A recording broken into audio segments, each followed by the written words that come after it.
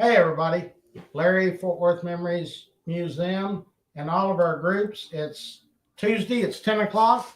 Mary and Rick have their special guests, so let's go. Thank you, Larry. Good morning, Mary. How are Good you today? morning. Good. How are That's good. you? I'm doing good. It's a good Tuesday out there. It's cooler than it should be with a little rain, but next week we're gonna have summertime. Yes, we are. 105, you said? 105, That's what the 109 is what I forecast saw. is. God, after all of Yeah. this dampness, it's going to be miserable. Yeah. Today our guest is an Army veteran. You know, we kind of mix everything up. Had Navy last week, and every once in a while we have Marine on here and Air Force, but Even Air Force every now and then, Yeah. even though Air Force is always present. But this is John Craig, and John and I, you know, you see that he's got a veteran's hat, and sometimes I wear a veteran's hat, and it's not so people can identify us as veterans and come up and say thank you, but it's so we can kind of see other veterans and it helps us start conversation. Well, so- and we're proud of being a veteran. Absolutely. You know, I've said for a long time, how is it I have such a hard time finding a woman veteran hat? And I noticed that one of our roll call members had her Marine Corps hat on one day. And It's on the sweet. side of it, she had embroidered either woman veteran or female veteran or something. And I asked her where she got it. She said, "Oh, I just took it somewhere and had them embroider it on there." And I Somebody know that could make some money doing that. Omaha's Sue got a pink You can get a Army pink veteran, one. yeah, but you just want one that says Army or Air Force Well, veteran. I'd love it to be Air Force. Yeah, but I bet there's somebody out there that can get you yeah, one. I think I could probably find someone to make it. But John was an Army veteran. You got drafted, correct? I did. And from Iowa. Iowa. Okay. Yeah. And he's down in Texas now. But in Vietnam, you had the job as a truck driver. I did.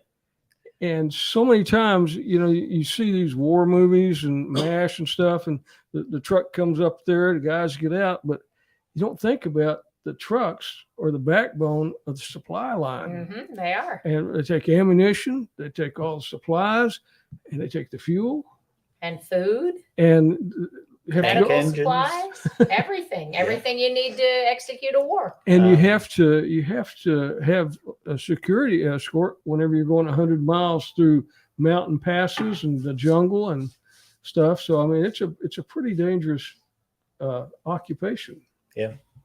I was drafted. I was drafted after taking physicals. I was 1A. Once you got out of high school, you were put in line to be inducted into the military. And I was 1A. I was working at John Deere, and I got called 3 times to go for physicals. And after that, I decided that was back in the day when if a country fell and became communist, we called that the domino theory. One falls, another one can fall. Well, in reality, in that part of the country, there are at least 2 or 3 communist countries, Vietnam being one of them. And I got drafted. Well, then I volunteered for the draft. And unfortunately, I did it. Well, unfortunately, my mother wasn't too happy. She was out of town visiting a sister of mine. And when she came back, I told her I was going into the military. She was not very happy on that. When I told her there's a good chance I was going to Vietnam, she was even less happy. I'll bet. But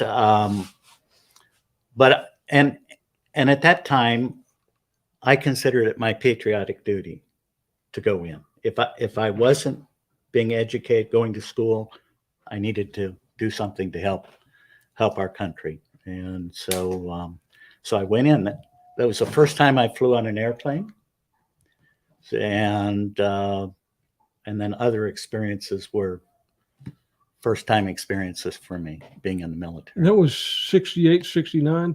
I went in 1968, so 55 years ago, the 1st of August. And then I went to Vietnam. I prepared to go. I went through basic training, went through transportation school, and then went to Fort Carson, Colorado, where I prepared with the brigade of the 5th Infantry Division to go to Vietnam. We went 5,000 men strong. I got married just before then. My wife came out. if you remember 1968, there were a lot of things going on. Robert Absolutely. Kennedy was killed. We got out there in the summer when there were forest fires, so we were put on fire watch. I got out there, I was put on guard duty and because it was payday. And then that's when the riots were. Chicago, Detroit, Washington, D.C., LA.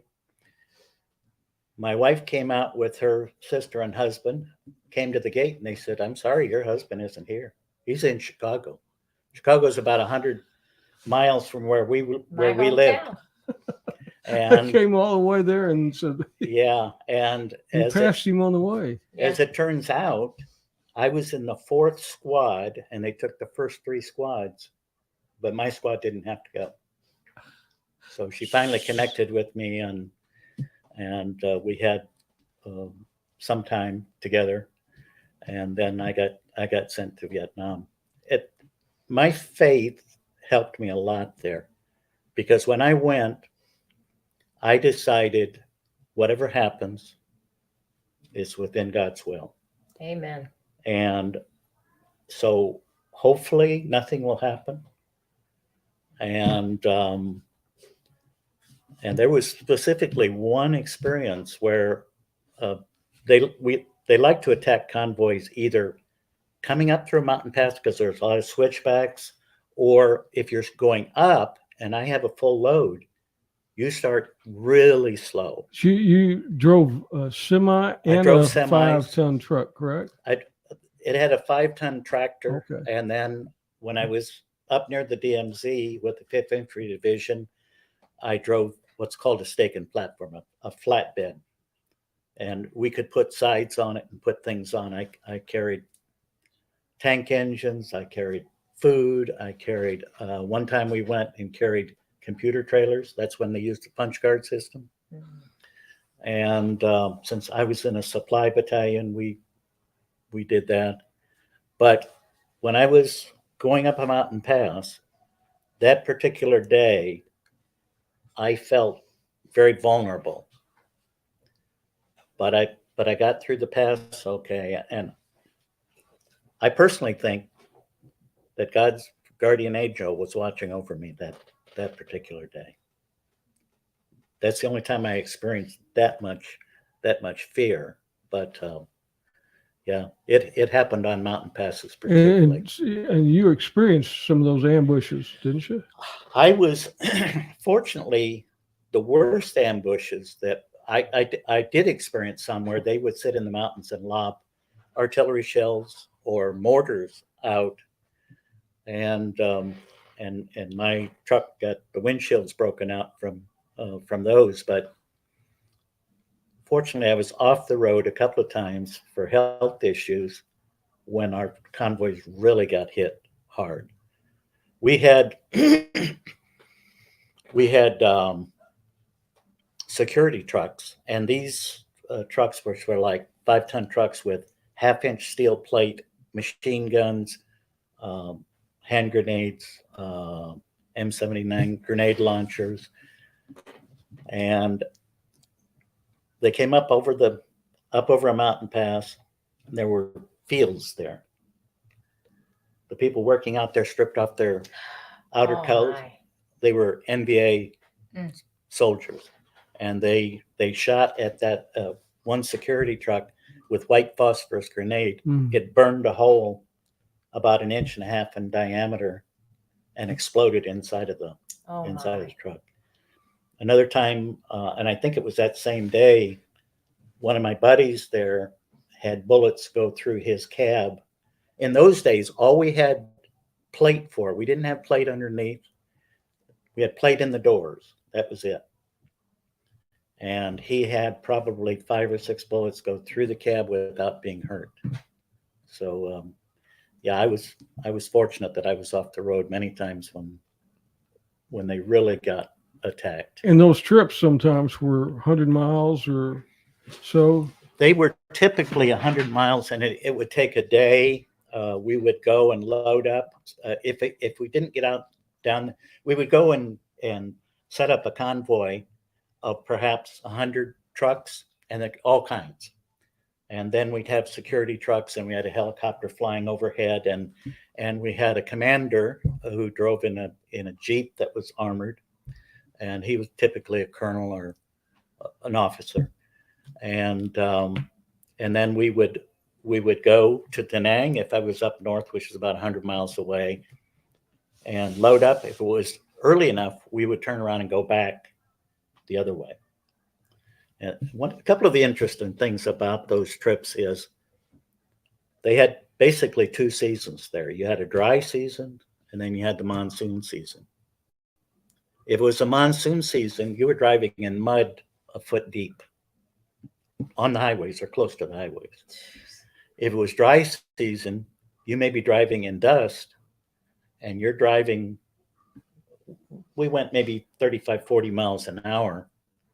You're driving and you've got all this dust blowing back on you. And all of a sudden, about from here to the wall here, maybe 50 feet or less, you got a truck stopped in front of you. So it was kind of dangerous then. If we were fortunate up north, the Navy, which ran supply boats on the ocean, because Vietnam's not very wide, and we were close to the ocean, they would bring supplies up and go back empty. If we were fortunate, we could put 2 of our semis on one of these LSUs and go back to Da Nang. Mm. So I had a lot of interesting experiences. One of the interesting things for me is, though, I served with the guys in the 5th Infantry Division about a year. I can only remember 3 names. In the Central Highlands where I went, I served for 4 months. I can't remember any names. I can remember experiences, but I can't remember names. And I sometimes wonder whether that was a protective thing on my I was going hand. to ask you if you thought that's what that was. Because I did have a couple of Mhm. friends that were killed there. If it was protective so that I couldn't become too close to somebody and then they get killed. And you went all over Vietnam, didn't you? Or did you just have kind of Well, a sector? Okay, Vietnam is divided into 5 corps, fighting areas. I was in I Corps, the first corps up near the DMZ, and I drove south along Highway 1, which was about 100 miles.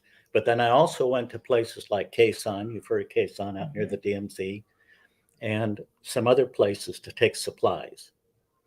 When I was in the Central Highlands, we would drive. I was stationed in Pleiku, which was out near the Laotian border, more or less.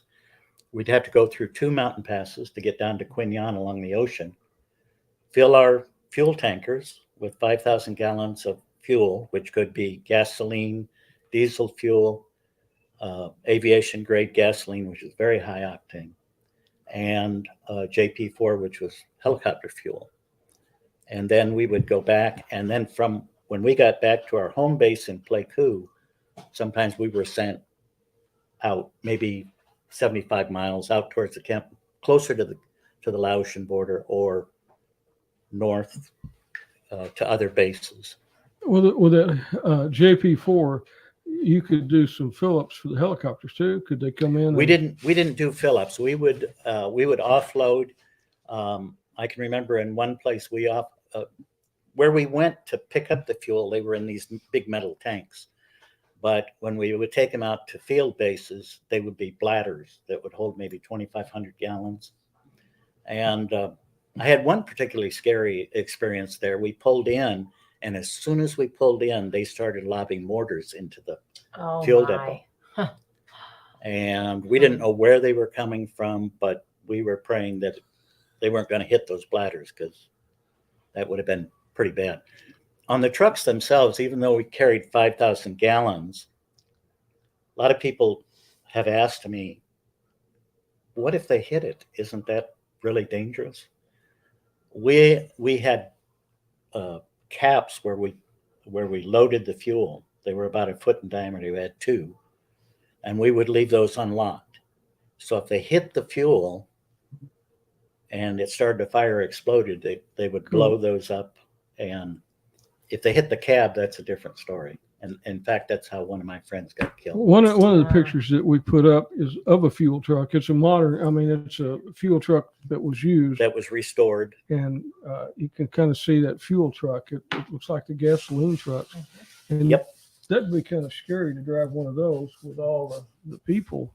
Actually, I liked it for several reasons. It was when we would go and refuel, that 5,000 gallons we could fill in about 5 or 6 minutes. When it came our turn, we'd wait in line, we'd pull in, and they'd have these big things that would go down in one tank first, and then we had two tanks, and we could fill it in about 5 or 6 minutes. When I was driving the other semis that were platforms, it may take us a half day to get loaded.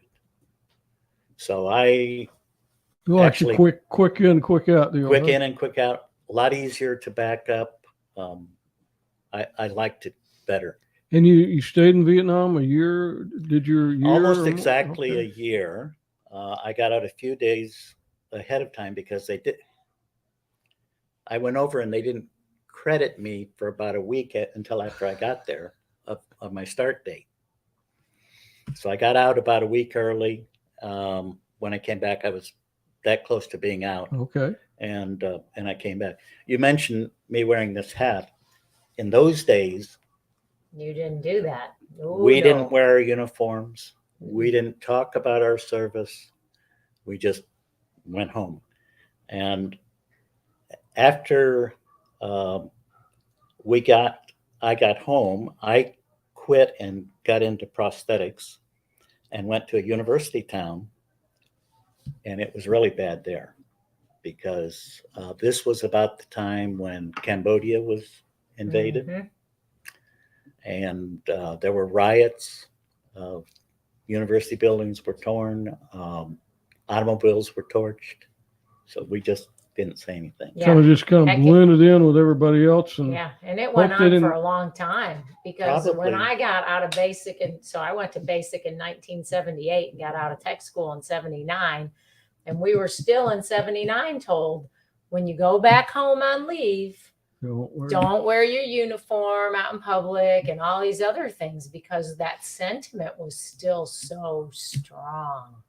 And And it was it's just probably sad. 20 years before the Mhm. sentiment started turning. That was about the time of Iraq. Yeah. Yep, And that's exactly kind right. of what changed after Mhm. 9/11, and then we all of a sudden thanked our military. Yeah. Yeah. But the real story that has intrigued me since I've met you, of course, your Vietnam service intrigues me because it's a lot more than I imagined. But it's what happened after you got back and the occupation you went in that would take you to over 36 countries around the world. There were two events that affected me. I grew up in poverty. We had no indoor plumbing, we had no electricity.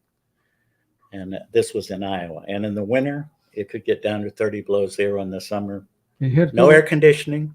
Did you have an outhouse you had to go to We at had, we 30? had an outhouse. Ooh. Yeah. So so that probably had some effect on me. But when I was in Vietnam, most of the time we were on the road.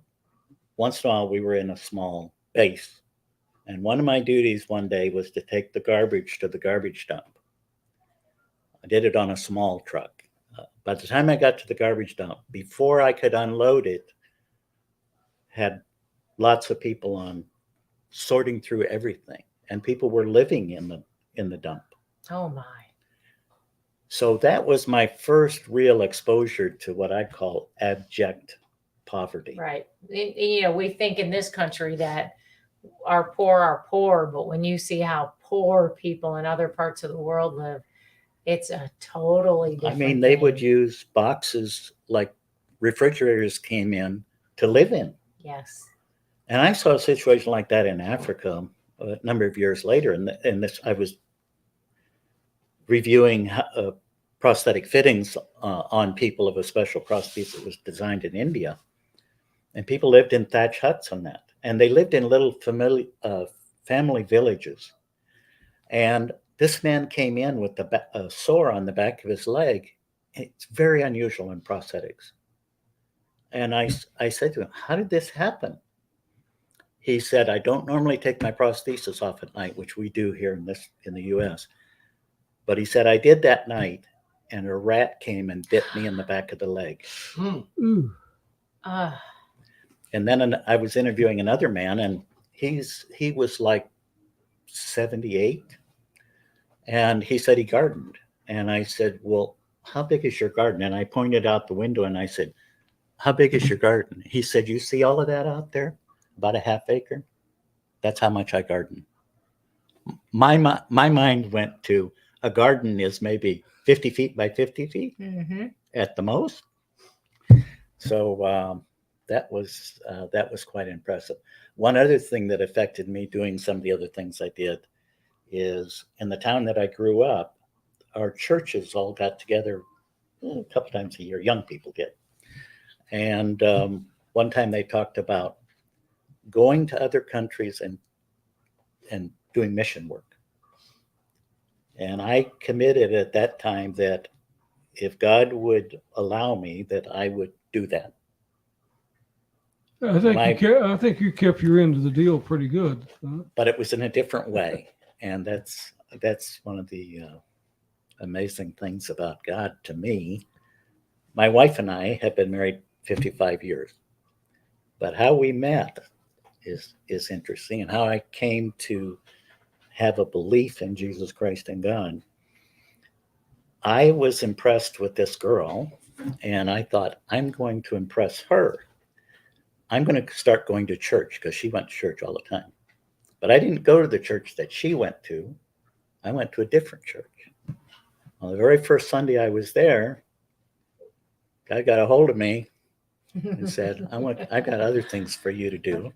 And it happened to be in that church that I met my wife. And it's through that, even though we went through about 1.5 years counseling during our marriage, that we've remained together. Because when we said our vows to each other, we felt like we said our vows to God. And if we said our vows to God, we better do everything we can to keep them. Now, personally, I think there are probably some reasons for people getting divorced. I don't think people should be in an abusive relationship. I don't think children should be sexually abused. And to me, those are two cases where my wife and I don't agree on it, but that's my feeling. So you got into prosthetics through your brother or brother-in-law? Through my brother-in-law. I was working at John Deere, and this was Iowa City, Iowa, where the University of Iowa is, and they have huge medical hospital there and a lot of clinics. And he said, I need somebody to help me out, and I'm willing to send them to school to learn this. And so I took a job and went there, and took 6 years. At that time, it was mostly an apprenticeship program, except you went to Northwestern University, or you went to NYU or out to Seattle to learn the basics. They'd be in segmented courses, typically 3 weeks long. To learn all the mechanics and how to build them and Yeah, and dealing with people and the physiology of the human body, and so all of those things. And then when we were done with that, then we had to go and take an exam to become certified. That's like having a degree, and that was typically a 3-day deal where you had tests to take. You had actually work with live people. They give you a situation, you had to deal with it, and then if you passed that, then you would be, in essence, licensed to do what you're doing. because I'm around a lot of amputees, paraplegics, and some of the work I do with freedom mobility and the adaptive training foundation.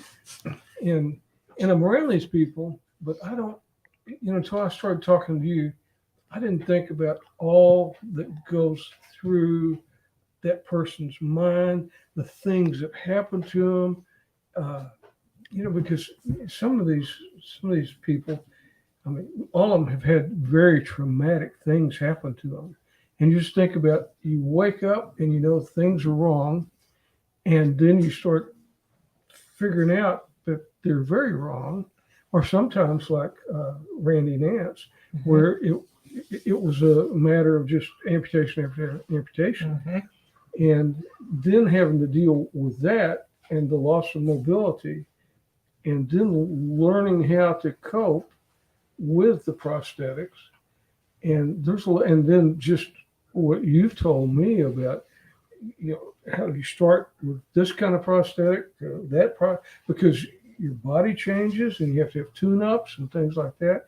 Because I go up to Broken Bow, Oklahoma, once or twice a year with some amputees to fly fish, and a lot of them have prosthetics, and they get around all day long, on those rocks and things. But as soon as they get back to the lodge, they're off, because they're wheeling around in a wheelchair on their crutches, because I can only imagine how painful that would be. So Yeah, it's just to give you a little bit of an idea of the process that somebody goes through. We had these devices, whether they're braces, body braces, orthotics, or artificial limbs, prosthetics, had to be prescribed by a physician. They would go through a clinic. They would be evaluated by a doctor, physical therapy, and typically a prosthetist.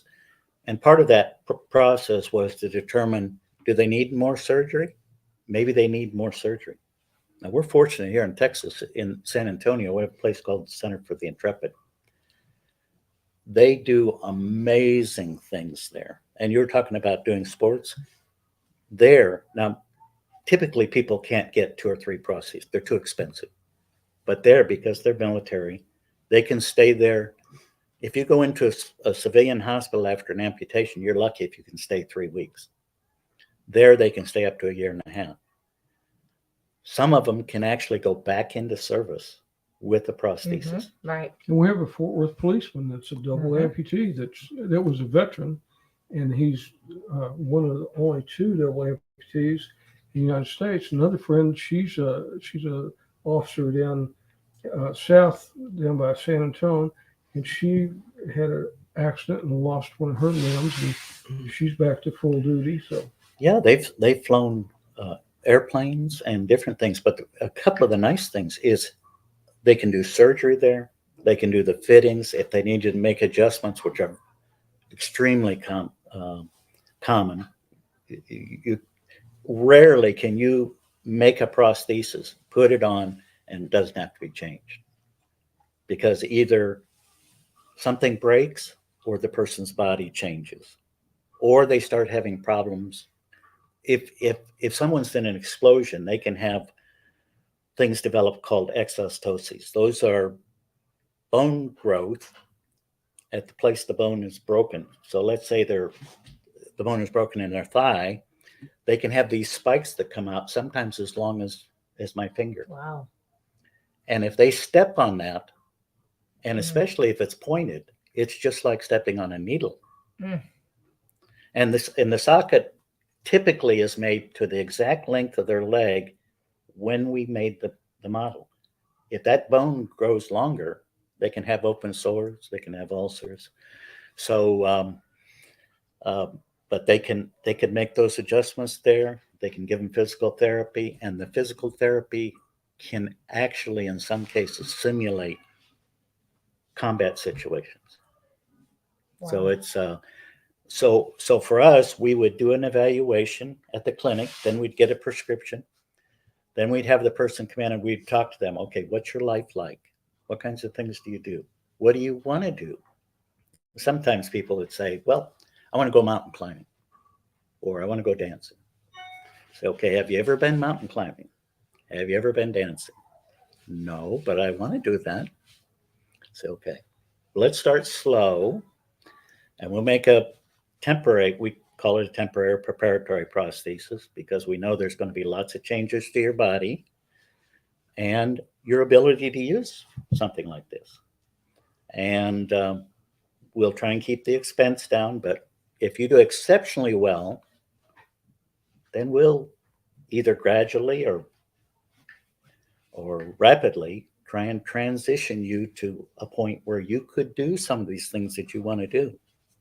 If you could go learn to climb mountains, you could learn to dance. And and then we would typically see those people several times a year, and maybe their body's changing. Now, in most prostheses, we can make some temporary adjustments with different things, so that the part they fit their leg into is more comfortable. But even that can change during the day. So let's say they start out and their leg is a certain size. If they're doing something real busy, like going fishing or whatever, or hunting, It's going to swell. it's going to shrink in most Oh, cases. really? And if it shrinks, then they sink down into the prosthesis too much and it hurts. So we have to have them come back and we talk with them about, okay, how can you make a temporary adjustment to make it more comfortable? Or if need be, we'll make a permanent adjustment so that it. Because so that, what do you call that at the end of the leg? Where Okay, we call it well, they used to call it a stump, Okay. and now we call it a residual limb. Okay. If the limb is amputated here, they have, and we name it by bones usually. In this case, a transradial amputation. You got a transradial residual limb, and those muscles that are here, for the most part, did not operate this part of the arm. They operated this part of the arm. So if now they don't have a job to do. So we get a situation called atrophy, stump atrophy. Mhm. It starts shrinking. And if it shrinks, then there has to be some way to adjust the fitting of that so that it's comfortable. And that's why if they're out during the day, most of them don't make temporary adjustments. They just fight through it. But then when they get back, things hurt, take it off. It's kind of like wearing a pair of shoes all day and, man, I can't wait to get these shoes off. You know. Yeah, I don't think you think about, because I guess you assume that somebody has an amputation, that there's just no feeling there, but there. No. Yeah. And one of my Wow. friends was a Vietnam veteran that I met in the 70s. And he was a captain, I think. And I think a mine exploded and lost part of his arm. But he had these attachments to these muscles up here where he could use that to grip things. And you just don't think about all the things. They can do that surgically. They used to do it a lot surgically. Now they do it electronically, where you can put a sensor against the skin in most cases, and it will pick up. They can still use that muscle because they sew it down to the bone, and they can contract the muscle. It gives off an electrical signal. It's picked up, and it can operate the hand. It can make the wrist turn, open and close the hand. Wow. Now even they can do some where individual fingers. I'll be darned. There's so much to it Wow. because you got the loss of the limb, then you have all the surgeries involved, and then you have evaluation for the prosthetics, and then you have all the rehab, and then all the tune-ups along the way. So And it's that pretty complex. and that doesn't bring into account the psychological things that can go along Tell with us it. about that. Probably one of the best examples of it. I was in Sierra Leone, and you're probably aware of the conflict that went on there for years, the civil war, where the rebels came in, and they had a habit.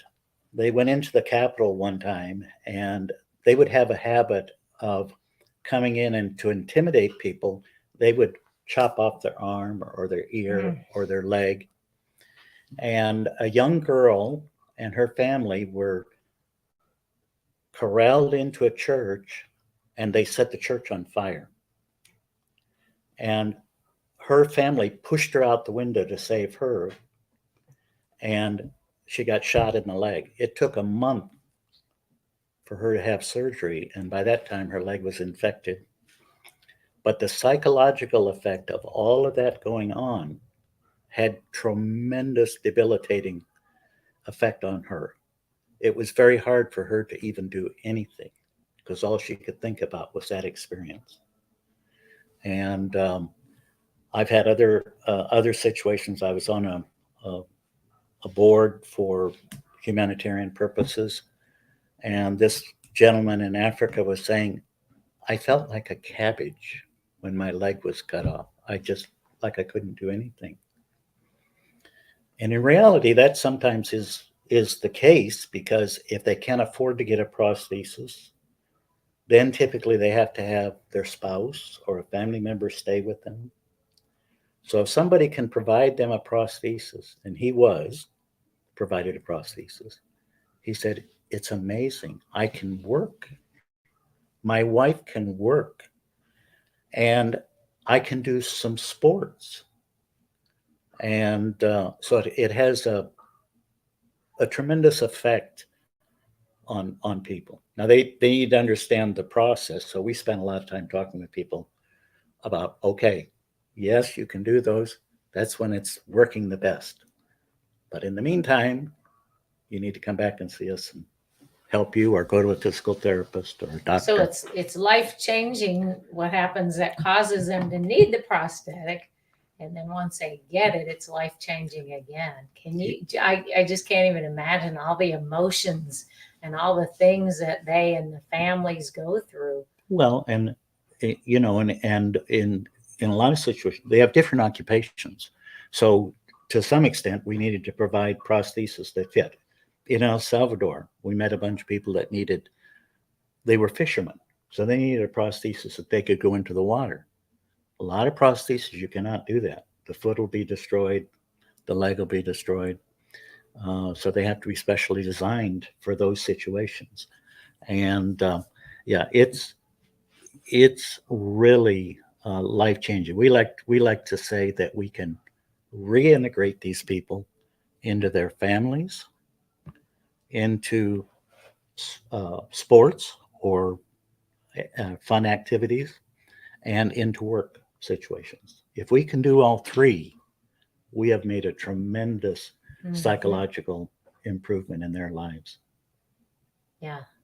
Yeah. I think we've seen that in a lot of the folks that we know that have prosthetics is how it's not, it's not a disability. It's just something that's different. They just have to do things a little bit different. They do. But they haven't let that, their life hasn't stopped because of it. But to your point, now if they can't afford it. Well, and in a lot of countries, they don't have people who know how to do it either. Mm-hmm. And that's what you've been involved in training around the world, different people to help the people.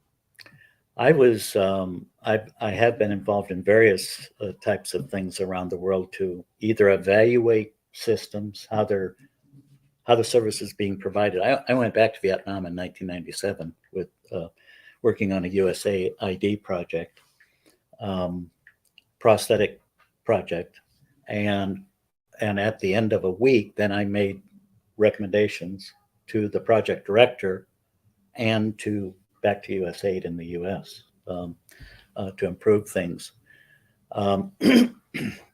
But another thing I did in Central America, I went on a mission trip to Guatemala. While I was there, I visited the National Hospital. And where I was in Guatemala was almost up to the Mexican border.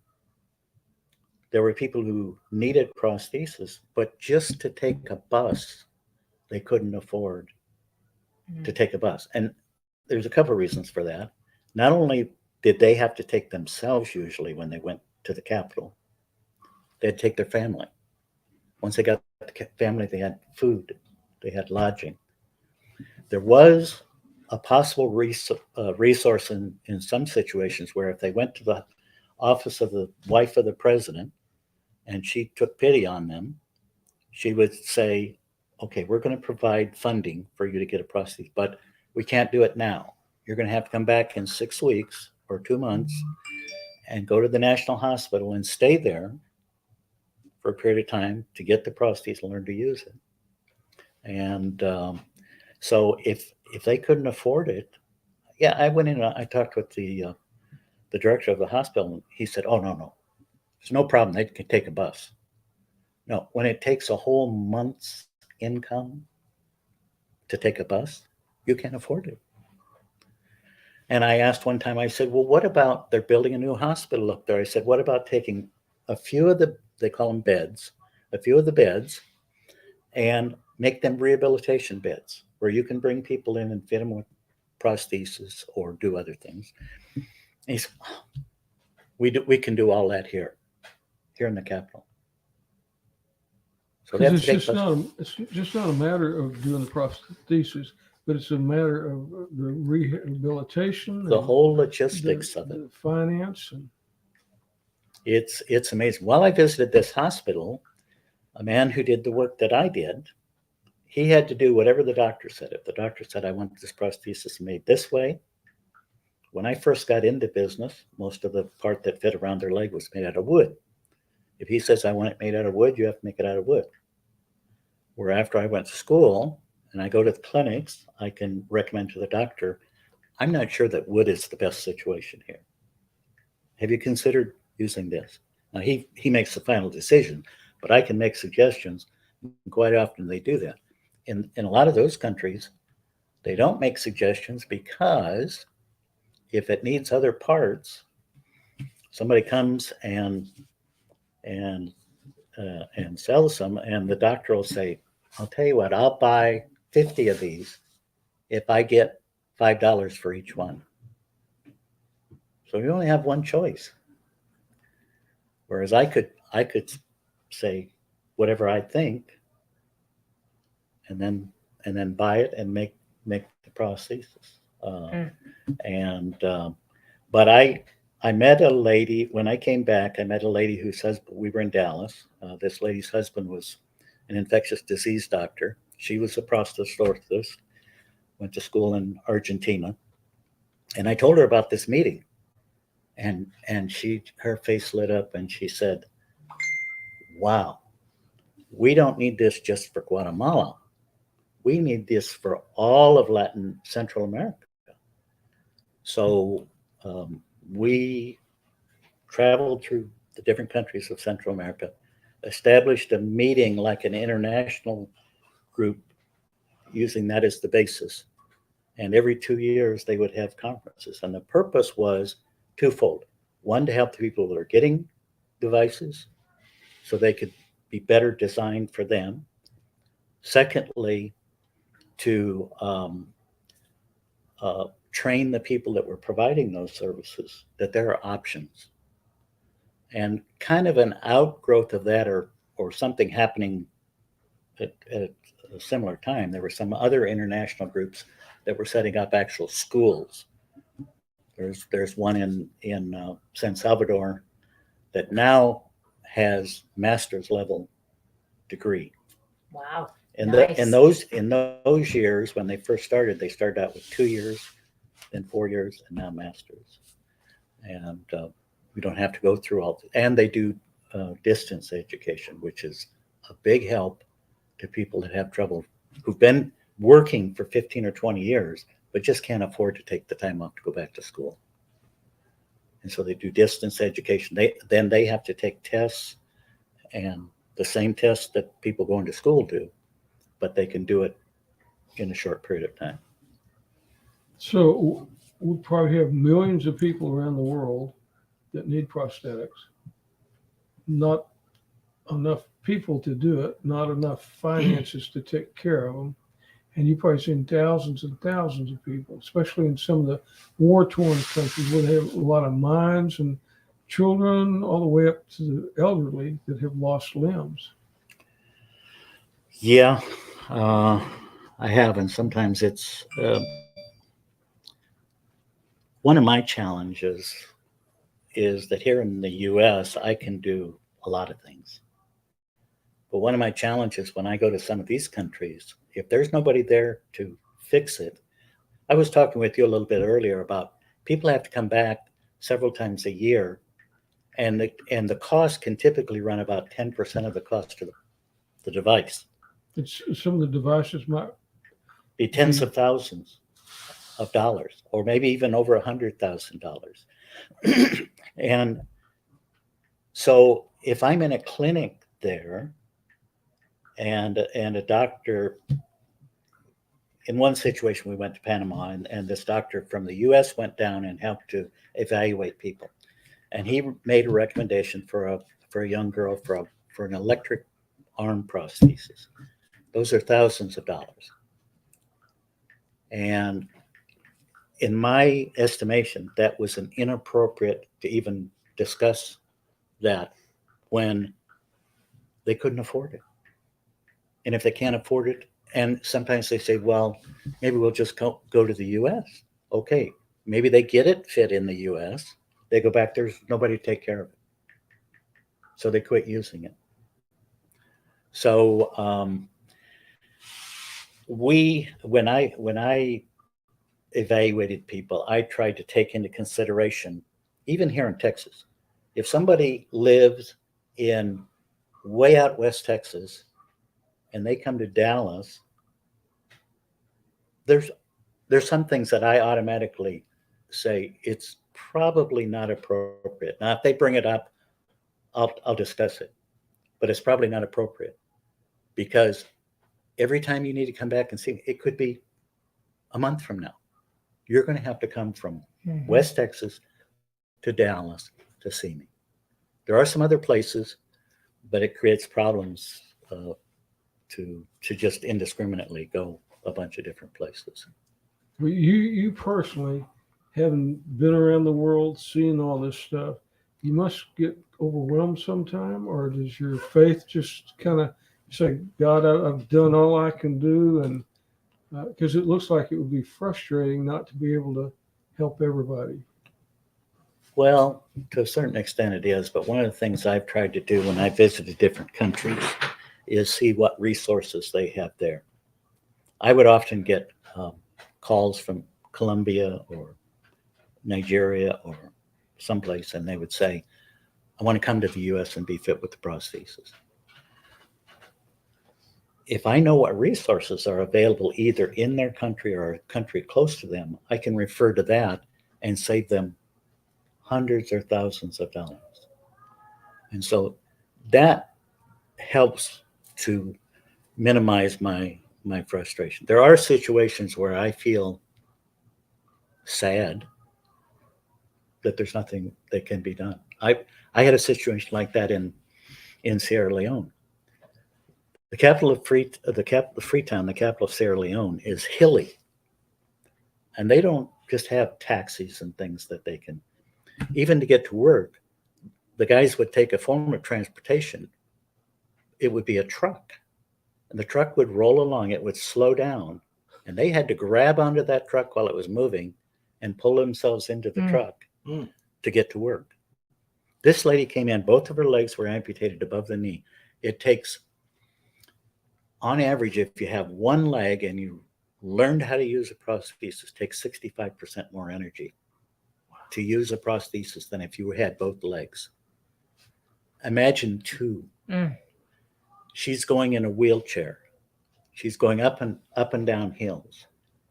The buildings are not handicap adjusted. Right. Yeah. Steps. Everybody assumes that we have all these handicap ramps and everything else in the US. Why don't they have them there? Well, because they don't.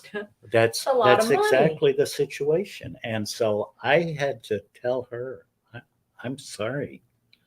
I don't think what I would recommend is that you try and become as proficient as you can, whether you need help from physical therapist, occupational therapist, or doctor, whatever, to use your wheelchair and be able to do things from your wheelchair. You may have to have somebody come in and make adjustments in your house. If you're in a wheelchair, you can't stand up at a counter that's this tall if you're down here. You have to lower the counter. Or going into the bathroom. If you're in a wheelchair, maybe you can't get through the door. Maybe the door has to be widened. I recommend that you do those things. And if this type of service becomes available in the future, with people who are very proficient at it, then you can be reassessed. And that hurts. That hurts to be able to, to tell somebody, I'm sorry. Yeah. Because you don't just have the physical, but then you've got to have the mental and the fortitude and, And the help and support. and to be able to do things once you get it. We commonly refer to a lot of those activities as activities of daily living. Mhm. So you need to learn to adapt to do things in your house to take care of your family, but with adaptations. Right. Right. So let me ask you, a lot of young children will get prosthetics. And then as they grow, you have to change those over time. So that may mean multiple times throughout a lifetime, they have to make those changes. So that's additional prosthetics on there. And can those prosthetics, or do those prosthetics they used that they can no longer use, are those able to be reused? There's a number of things that people do. Some people want to hold on to them. And I saw a picture recently of a young girl that was maybe 12 or 14, and she had like 10 prostheses, little ones, big, big, big, big. And they adapt them as they go along. One of the things I used to do was collect usable parts. Not everything can be reused, but parts can. Collect usable parts, see if I could find some place like the Copa, the airline of Panama, would transport things. If we would take them to Miami, they would transport them from Miami to Panama City free of charge for us.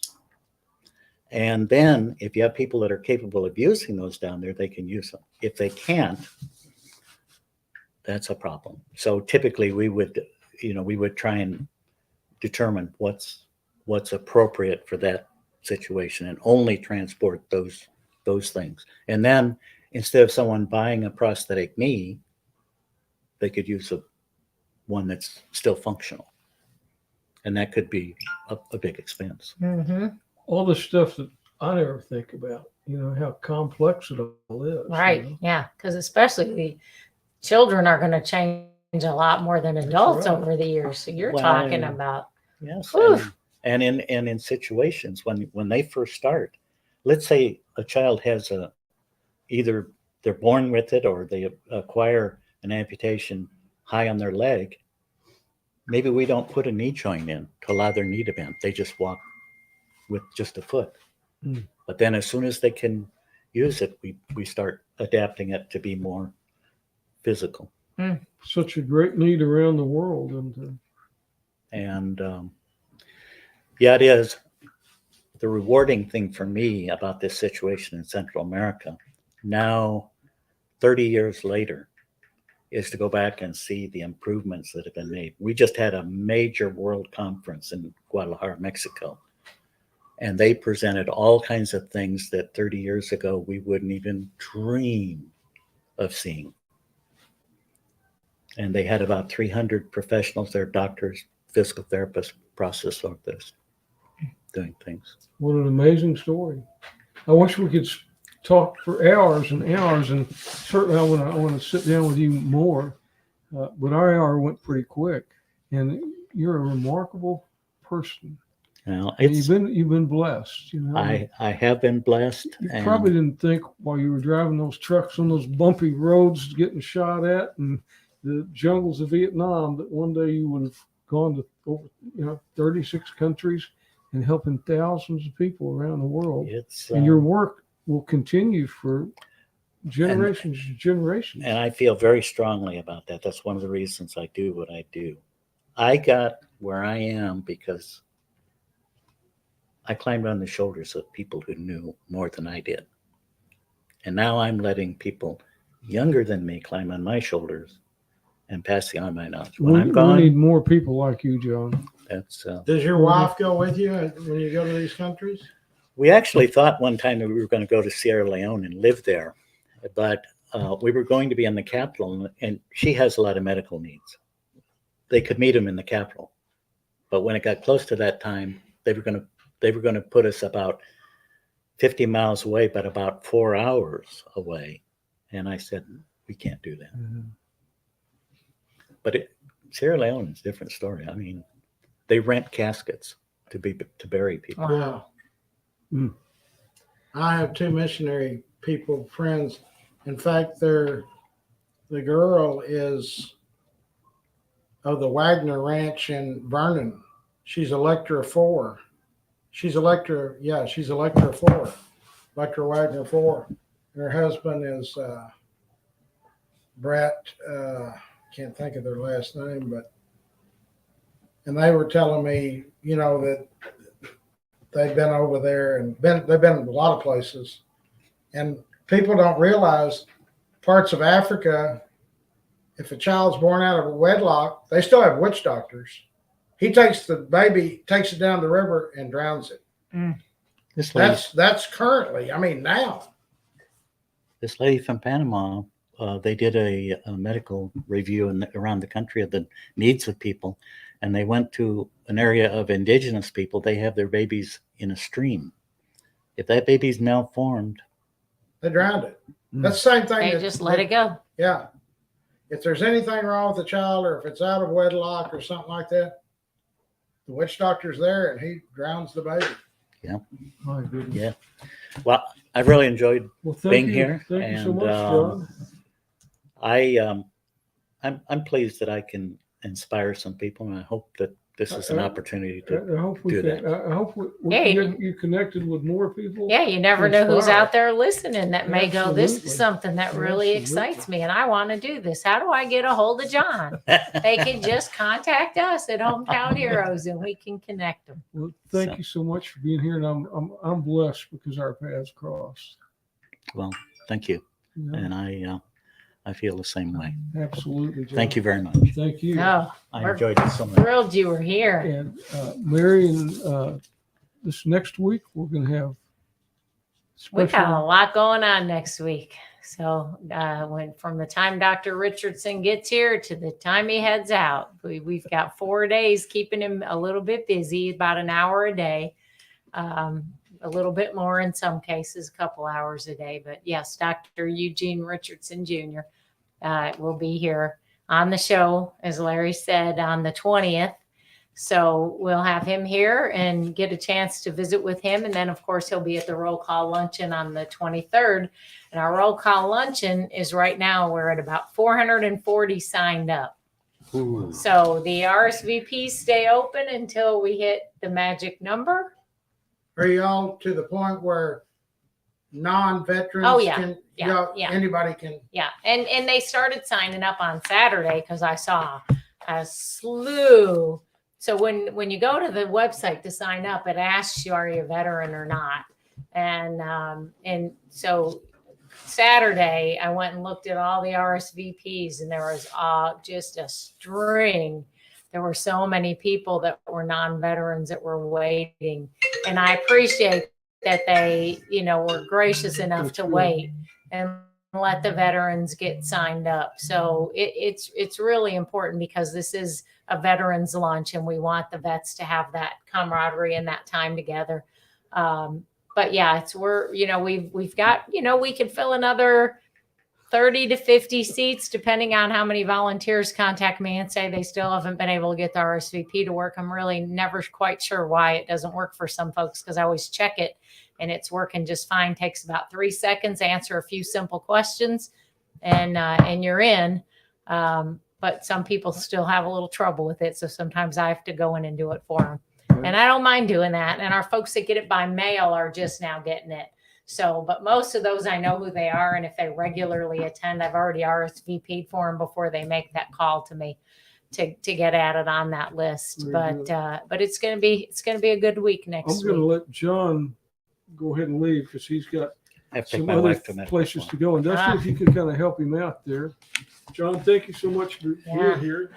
You're And welcome. We'll talk to you soon. Thank you, sir. Yes, sir. Thank you. It was a pleasure Thank you meeting for all you do. Hey, I'm glad to do it, and I think it's a service to my God, and I'm happy to do it. Amen. Absolutely. Amen. Thank you so much, John. Thank you. Appreciate it.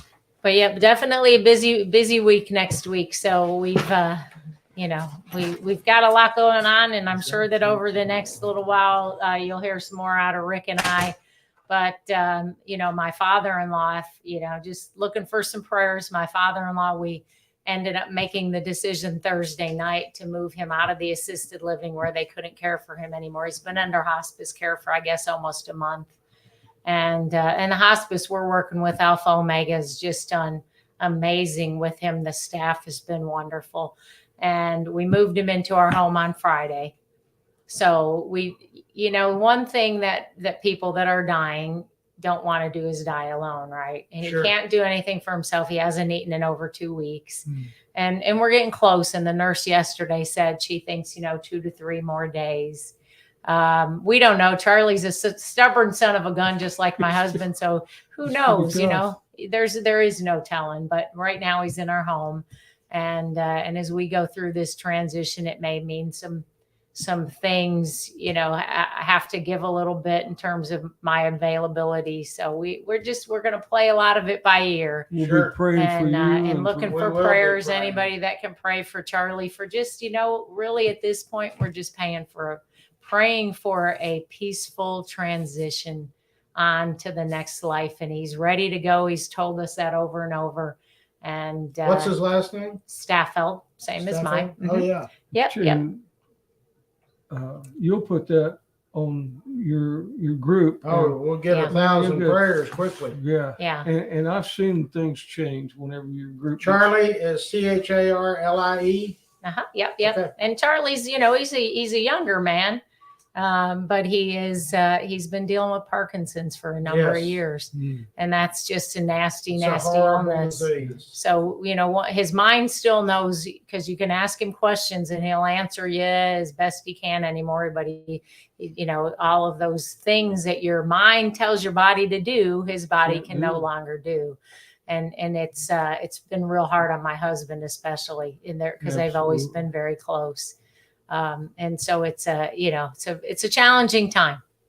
Very good. We'll be praying for you. Yes. I appreciate it. And we know that it's trying time, and Yeah. you've got a lot on your plate all the time. Right. And Hometown Heroes, we've had a good show today. Great show. Whenever I first met Charlie, or not Charlie, whenever I first met John, I thought, oh, he's a truck driver in Vietnam. And then I started listening to his incredible story of how this guy has helped thousands and thousands of people, traveled around the world. And you see somebody who don't realize the impact they have on life. And that's what we at Hometown Heroes, we like to bring those people Yes. to you, Right. so you can meet them, and so you can see that there's good out there in There's life. people all around you every day that are unassuming, that you have no idea the impact they're making. There's just people, they're just angels all around us that are doing God's work, and they're not out there with billboards and signs and everything else. They're just doing what they do, and that's why they're hometown heroes. Yeah. And we just appreciate you, Larry, Well, for helping us get this thing going and get it together, and doing all the things you've done, because you're one of those guys that pours it all out. Right. I mean, you support a while ago, while we're setting up, a big issue to some people, to a whole area, and you sit there and said, I'll help you, sure. and you'll help. And you just tackle one problem after the other. And a lot of people don't appreciate you for all the stuff you do. Because Well, we all do this. And like I said, we came up with a little bump in the road recently. And what you're fixing to read, it's a shame we have to do that. yeah, and this just a disclaimer, because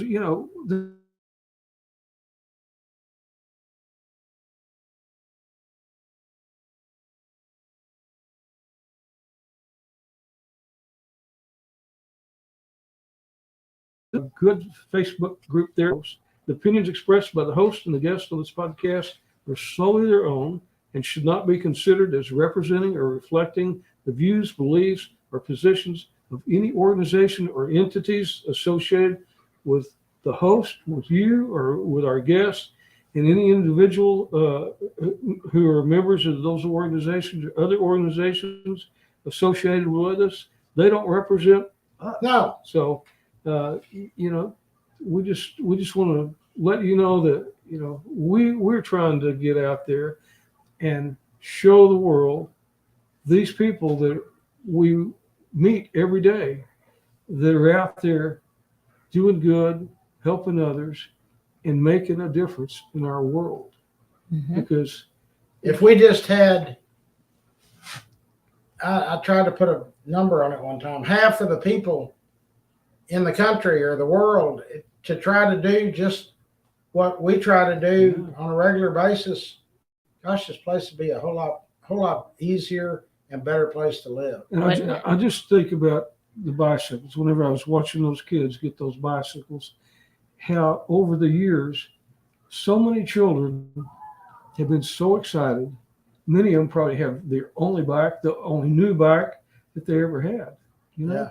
Yeah. Mhm. And to know that that was because of your vision and you going out and getting support and putting all that together, you know? Well, you know that last year, I always try to tell one or two stories, and a Hispanic fellow, I found out later he's 31, and he said, "You gave me my only bike when I was 14." He said, "And I've still got it." He said, "But I'm married, got 2 children. He works at Lockheed." He said, "And we saved every week, and his family was there, and they gave away 5 bikes." Man. And he said, "I would have never had a bicycle." Then we had 2 African American children came in with their mother, and the spokesman, he came right up and shook my hand. He was about 10 or 11, and he said, "You gave me a bike last year." And I said, "Great, you still got it?" He said, "Oh, yes, sir." He said, "We wipe it down. I share it with my little brother." And he said, "I can't leave it outside because it'll probably get stolen." So my mom gives us 2 towels, and we wipe down the tires, and we put it in our room. And I said, "Great." And I said, "So what can I do for you?" And he said, "I was wondering," this was before the drive last year, "if we could get my brother a little bike because our family's already got one." I said, "You bet." And they were there, one of the first ones in line, and we Wow. gave them 2. And the mother got out, and I get teary eyed thinking about it. So if you've never been to our bike drive, just if you don't feel like you owe anything, or these are our kids that they're in Tarrant County, they're all our kids. Come work one of our bike drives. Bring a lot of handkerchiefs with you, Yeah. and you'll change your mind. And you know, it's a good feeling. Helping other people's always a good feeling. Yeah, and y'all do so much. All of these groups that Freedom Mobility and all of these different groups of people that help. That's what it takes. It takes all of us. It does indeed. And everybody does something different. Are we going to have the lady on that you told her she'd probably be at 900 families last year? Oh, Carrie, we had her on the. Oh, yeah. Yeah, we had Carrie on. She had so many family. What did she end up? Almost 200 or just Yeah, over yeah, 200? almost 200. And Carrie just got back she spent a few days on an aircraft carrier. So I've been watching it because, you know, I could have opportunity to do that maybe someday. And she shared all these pictures, and she shared a picture looking down at the stairs that go up and down. Said, "We had to do this about 20 times a day." And I'm thinking, Wow. I can't even get on the steps. You know, a lot of people ask me about the lady that's doing the Las Vegas Trail deal. Okay. Oh, Paige? yeah. She's That's doing- impressive, Yeah. too. Paige, Paige. Yeah. Charbonnet. Yeah. Yeah, there's a They'd lot like of to great have people. her back on. And we Yeah, really we need to should. Yeah, keep working on that connection between her and the Hope Farm. yeah. Because there's other areas of town, some of these neighborhood groups get a hold of me and they said, "I would love to talk to her to see how we get started." And I said, from what I understand, she works with the city, the community, Right. and the business people. Yeah. They help out, and it's a community project. And there's other parts of Fort Worth that could That need use to that. do that. That's absolutely right. But yeah, Holidays and Heroes with Carrie, she's had to, she's had to revamp kind of her whole process because, to make it streamline it to be better and easier, hopefully, for the folks doing it, and Paige and all these other folks. There are so many incredible people doing incredible things, and they're just not out there jumping up and down looking for praise, which is how they're doing it for the right reason. When I had Maddie, the mayor, on the last time, she talked about Paige, and she said she's amazing. Yeah. We don't know Yeah. how she accomplishes what she does, but she And says, somebody I'd like to get on soon is Willie Rankin, because yeah, he was the center's director before Page, and he's a Marine veteran, and he's working with the children somehow, a daycare kind of deal. I just need to research and get him, because there's another person that's you don't see all the time out and about, but he's out there making a difference in children's lives. So another thing we need to think about with Dr. Eugene Richardson coming in, Jr., on the 19th is Juneteenth. And, I always tell people it was wrong then, it's wrong now. And we just talked about 100 of those African-American officers were court-martialed because they wouldn't sign a form saying it's okay to discriminate against me. I mean, that needs to be reversed. I've got that number one on my list. absolutely. And somehow a president should be able to sign an executive order. They can shut off the Alaskan pipeline. Do it for I'm everything dang else. sure I'll be able to do that. So yeah, we're doing a great job. I'm telling you. Well, we appreciate you doing it We appreciate y'all. and hosting us, and look forward to a lot more interesting people in Hometown Heroes. Amen. And we'll see you next week. And if we've got any media people, we want media people here next week. Absolutely.